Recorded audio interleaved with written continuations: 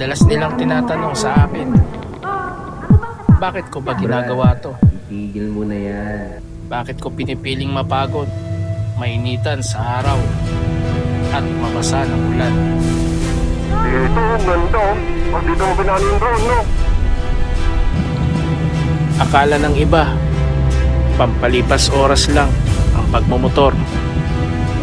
Pero para sa akin, bawat piga ng silinyador may patutunguhan. Sa bawat kilometro, may natututunan. Sabi nila, may mahigit 7,000 isla ang Pilipinas. At para sa akin, 7,000 dahilan yon para hindi huminto sa pag-usad.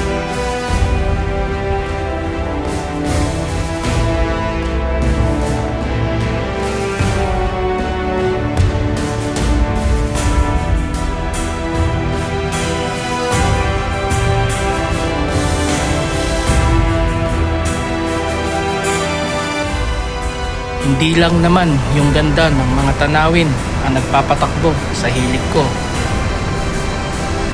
kundi ang mga kwento ng mga taong nakakasalamuha ko. Ang ngiti ng mga lokal, ang sarap ng pagkaing probinsya, at ang bayanihan ng mga kapwa mo manlalakbay kapag nandun ka na sa dulo ng mapa.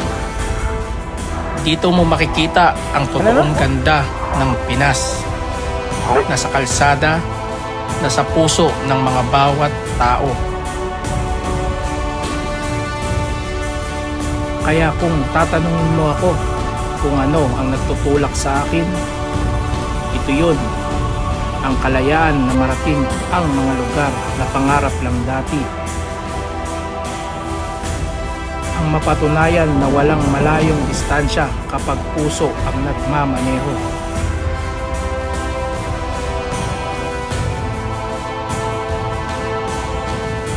Ang motorsiklo ko, hindi lang ito makina. Ito ang aking pluma at ang kalsada ang aking kwaderno. Dito ko isinusulat ang kwento ng aking paglalakbay. Pakita mo sino ka.